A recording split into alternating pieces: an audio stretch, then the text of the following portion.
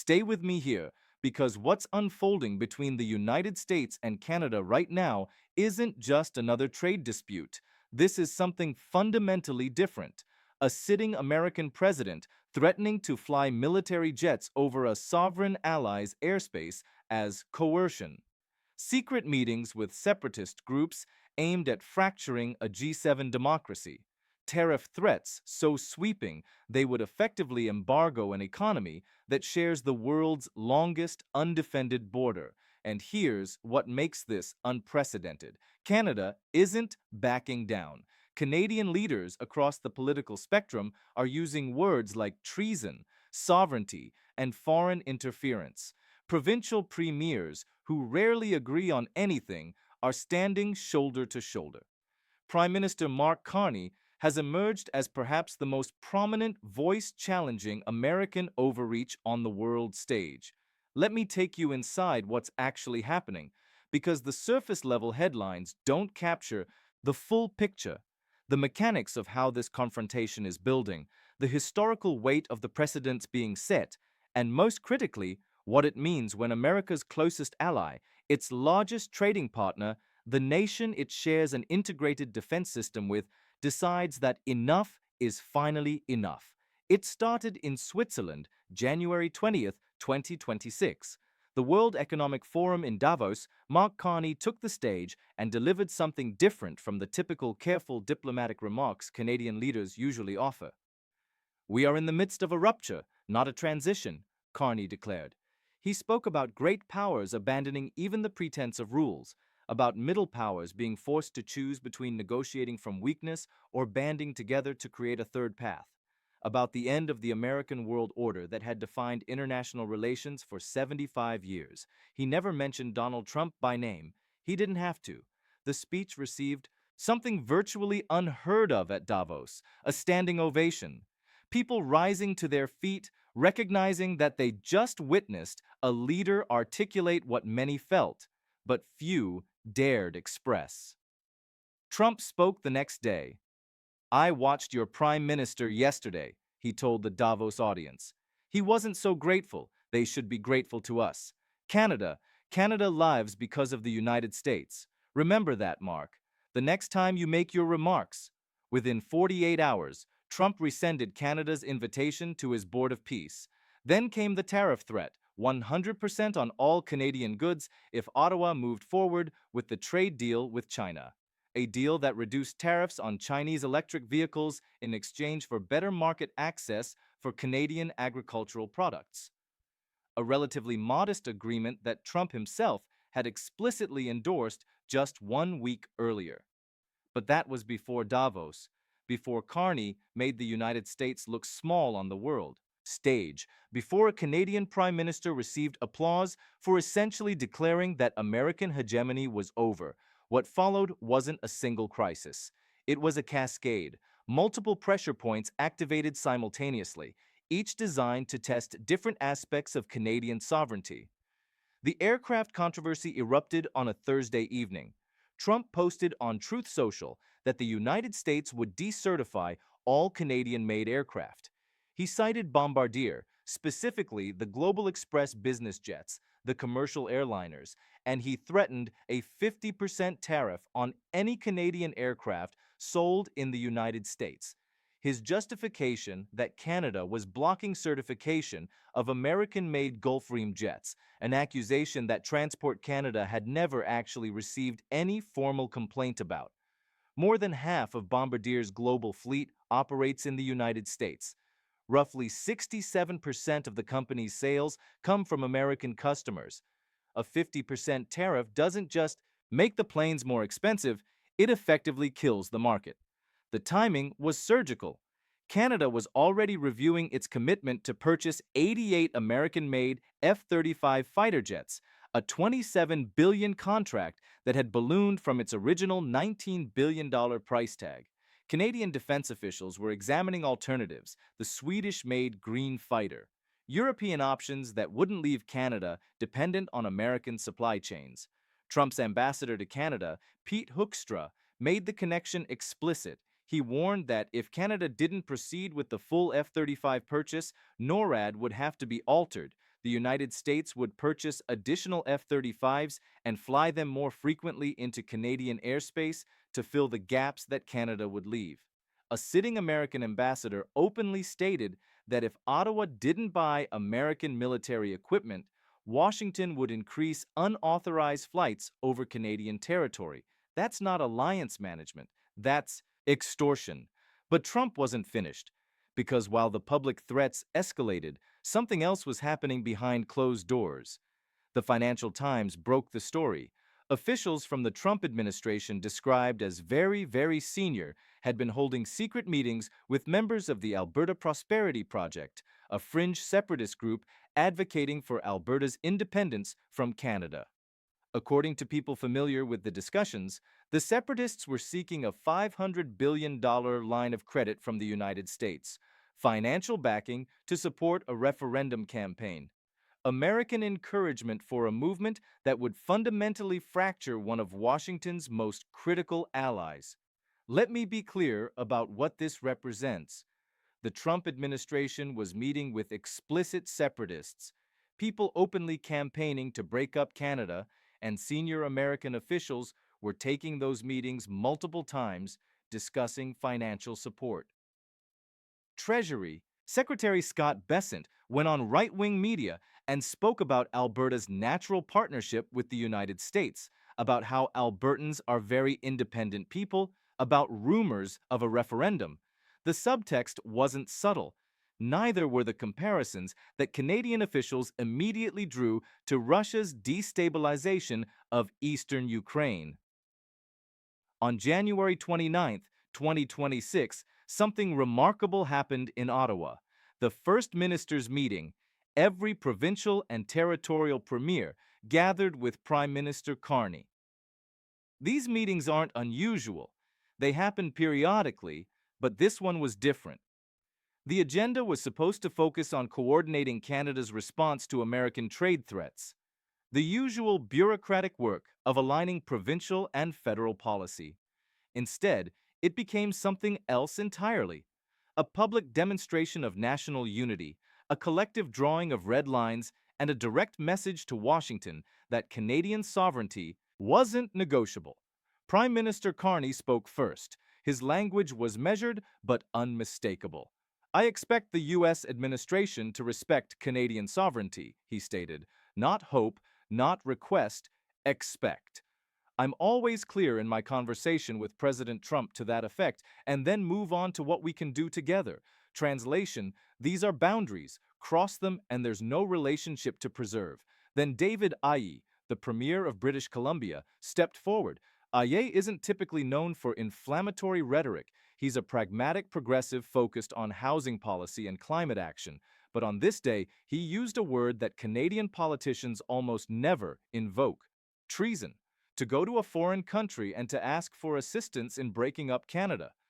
"There's an old-fashioned word for that," Iyie said, his voice tight with controlled anger. "And that word is treason. This is a country my grandparents fought for that many people before them helped to build. We have to fight for this country.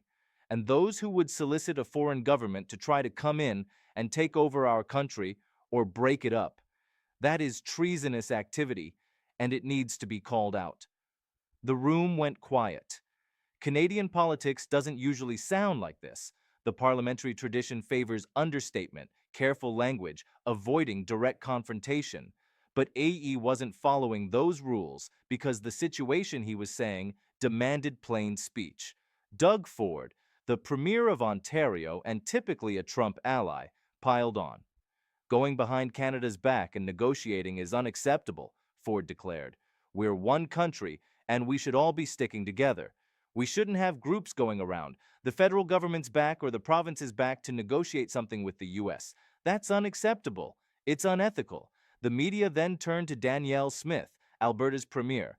Smith has been the outlier in Canadian politics, the one provincial leader who visited Mar-a-Lago during Trump's transition, who spoke positively about closer ties with the United States, who some suspected might be sympathetic to separatist sentiment given her own conservative base.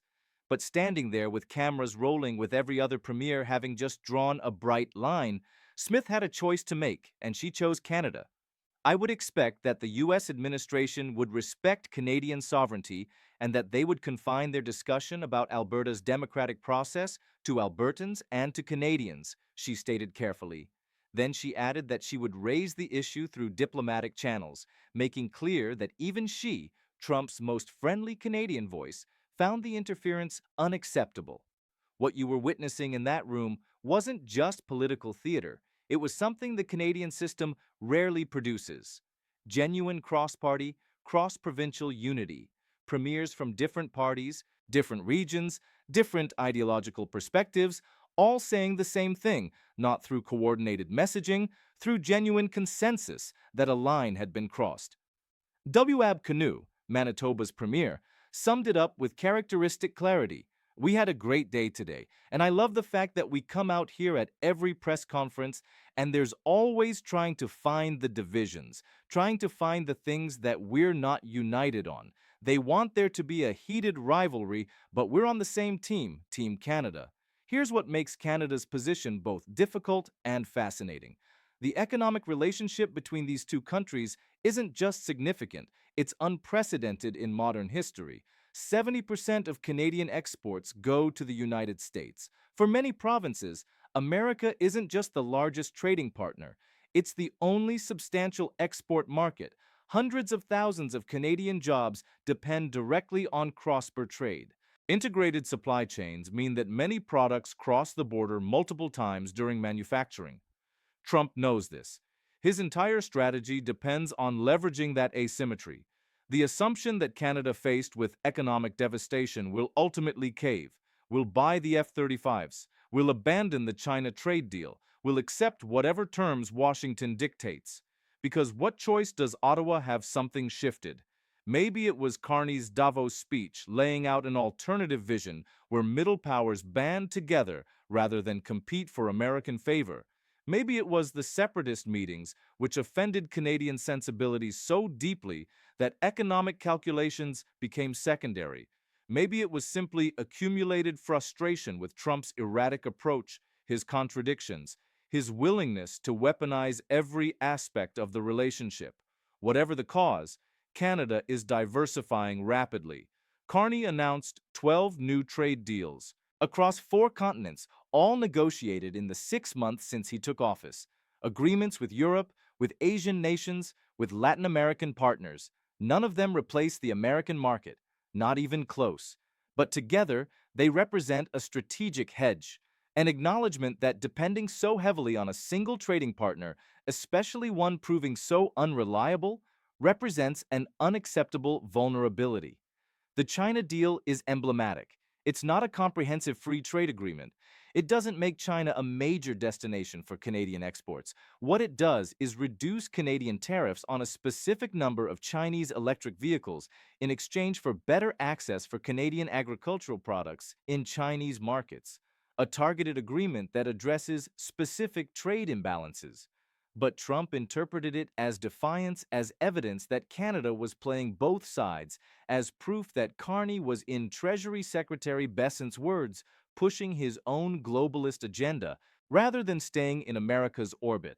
The reaction revealed something crucial about how Trump views alliances, not as mutual partnerships, not as relationships where both sides benefit, but as hierarchies, where America dictates and allies comply, where sovereignty is conditional on obedience, where questioning American decisions equals betrayal.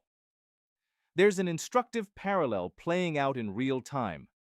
Denmark, another close American ally, another NATO member, finds itself in a remarkably similar position because Trump hasn't just targeted Canada. He's openly discussed using military force to acquire Greenland, which is Danish territory. Danish officials thought they understood the relationship. Greenland hosts American military bases. Denmark contributes to NATO. Copenhagen purchased F-35s from the United States, the same aircraft Canada is now reviewing. The alliance was supposed to be solid, but Trump sees Greenland as strategically valuable, and he's made clear that Danish sovereignty over the island isn't something he considers sacred. When Denmark deployed F-35s to Greenland as a statement of sovereignty, it highlighted something Canadian defense officials are now acutely aware of.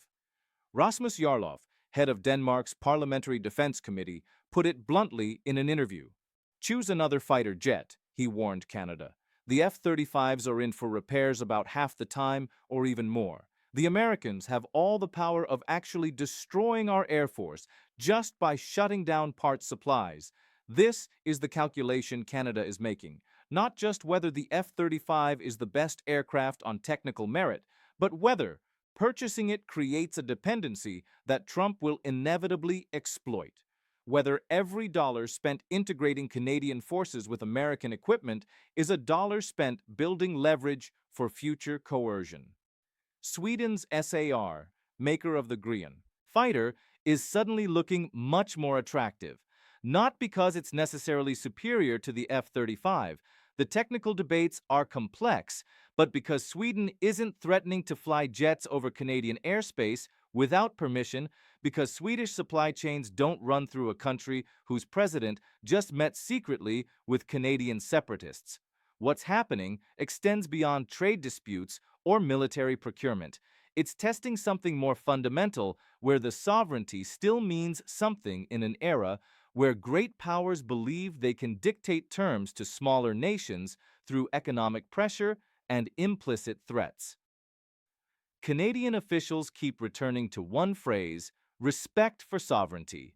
It appears in every statement, every press conference, every diplomatic communique, not by accident, because that principle is the entire foundation of the international system.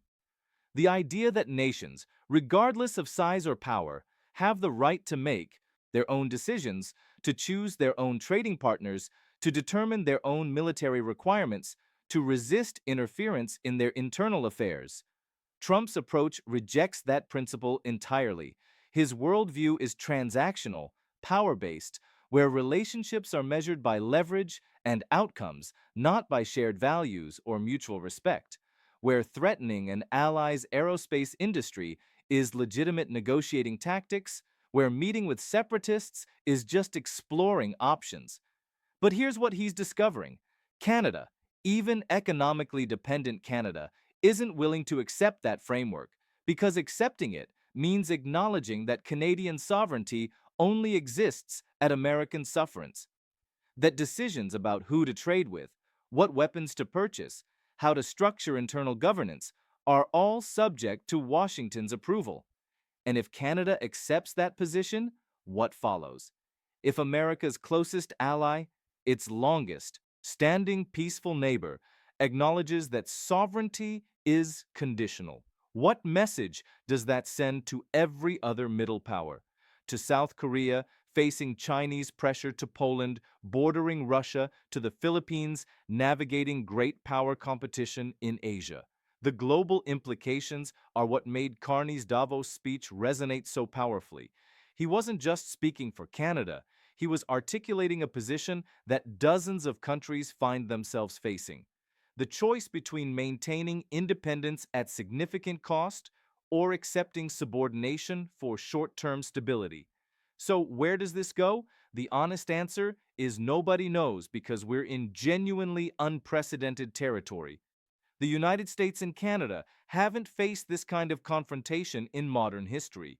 Even during the worst periods of trade friction, even when policies diverged sharply, there was always an underlying assumption that the alliance itself was solid, that both sides ultimately valued the relationship more than any individual dispute.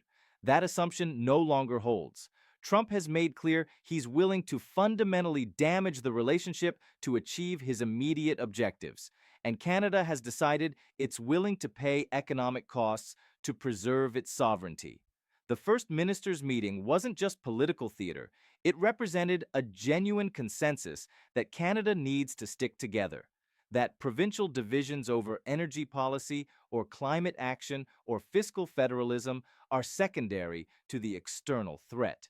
That separatist movements, regardless of their legitimate domestic grievances, become tools of foreign interference when they accept support from the United States. Will it hold? That depends on several factors.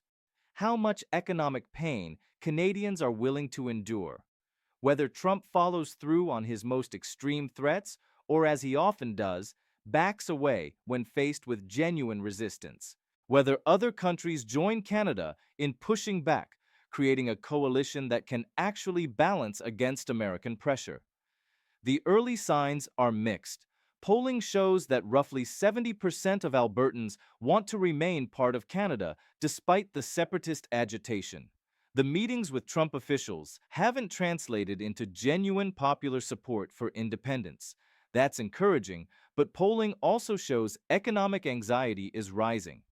Canadians understand that a full-scale trade war with the United States would be devastating, that jobs would disappear, that living standards would decline, that the pain wouldn't be distributed evenly. Resource provinces might weather the storm. Manufacturing-dependent Ontario would suffer immensely. The question is whether that economic pressure translates into political pressure on Carney to compromise, whether premiers who stood together in Ottawa start fracturing as unemployment rises in their provinces, whether national unity is sustainable when the costs become tangible rather than theoretical. There's a moment in Canadian history that keeps coming to mind, the Suez Crisis of 1956, when Britain and France, America's closest allies, invaded Egypt to seize the Suez Canal, and Lester Pearson, then Canada's foreign minister, worked to create a UN peacekeeping force that would allow the invading powers to withdraw without complete humiliation. Pearson won the Nobel Peace Prize for that intervention. But the more significant outcome was establishing Canada's identity as a bridge between great powers, a middle power that could navigate competing interests, that understood American power but wasn't subservient to it, that maintained relationships with Britain while charting an independent course. That tradition is what Carney invoked in Davos. The idea that Canada has historically played a role mediating between great powers, building coalitions, strengthening international institutions, not because Ottawa is powerful enough to dictate terms, but because it's trusted enough to facilitate solutions. Trump's approach threatens that entire tradition. Because bridging divides requires credibility with multiple parties. It requires being seen as independent, as principled, as willing to stand firm on values even when pressured. If Canada becomes simply another country that bends to American demands, that entire role disappears. This might be why Carney is holding the line, not just because of immediate trade interests or domestic political calculations, but because he understands that what's being tested is Canada's entire international identity. Whether it remains a middle power that other countries respect and engage with, or becomes an American client state that everyone understands to be operating under constraint. For Americans watching this unfold, particularly those uncomfortable with Trump's approach, it's worth understanding what's at stake. Canada is America's largest trading partner. More American goods go to Canada than to any other single country. The border between these nations is nearly 9,000 kilometers long, undefended, crossed by millions of people and billions of dollars in goods every single day. That relationship is built on trust, on the assumption that both sides benefit, on mutual defense agreements that mean an attack on one is an attack on both, on integrated supply chains where components cross the border multiple times during manufacturing, on shared water systems and environmental regulations, and countless other cooperative frameworks that make the boundary between United States and Canada less a barrier than an administrative line. Trump's approach threatens all of that because trust once broken is extraordinarily difficult to rebuild, and threats once made can't simply be taken back. Canadian companies are already diversifying supply chains. Provincial governments are already exploring alternative export markets. The Canadian government is already reviewing every area of integration with the United States, asking whether that integration creates vulnerability. This isn't happening because Canada is hostile to America. It's happening because Canadian leaders have concluded that they can't count on Washington to act as a reliable partner. that what Trump does today, he might reverse tomorrow, that agreements reached mean nothing if Trump wakes up angry and posts a tariff threat on social media. The damage compounds over time. Every Canadian company that moves production facilities elsewhere, every trade agreement negotiated with other partners, every defense procurement that chooses non-American suppliers. These aren't decisions that reverse easily. They represent long-term strategic shifts that will shape the relationship for decades. We're witnessing something genuinely significant, not just in the specifics of tariff rates or aircraft purchases, but in the fundamental question of how democracies treat each other, whether alliances are partnerships or hierarchies, whether sovereignty is absolute or conditional. Canada is testing whether it's possible to maintain independence while economically integrated with a much larger neighbor, whether middle powers can band together to create a counterweight to great power coercion, where the values and principles are worth economic cost. The answers will echo far beyond North America, because if Canada, America's closest ally, can't maintain its sovereignty, what hope do other countries have? If Trump can force Ottawa into submission through tariff threats and separatist encouragement, why wouldn't he try the same with every other partner that questions American policy? But if Canada holds firm, if the premiers stay united, if other countries join in supporting a middle power coalition, then maybe there's a different path, one where cooperation isn't subordination, where alliances are voluntary partnerships, where sovereignty still means something even for nations that aren't great powers. The next weeks and months will tell us which future we're heading toward, whether Trump's approach succeeds, establishing a new model for great power dominance, or whether it fails, demonstrating that even substantial economic leverage has limits when facing a determined and unified nation that refuses to be intimidated. I'll be watching every development because this isn't just Canada's story. It's a test case for how the international system works in an era where one great power believes rules don't apply to it, and the outcome will shape geopolitics for a generation. If you found this breakdown valuable, hit that subscribe button. We're going to keep covering this story as it develops because it's genuinely one of the most consequential confrontations unfolding right now. And drop your thoughts in the comments. Do you think Canada can hold the line, or will economic pressure eventually force compromise?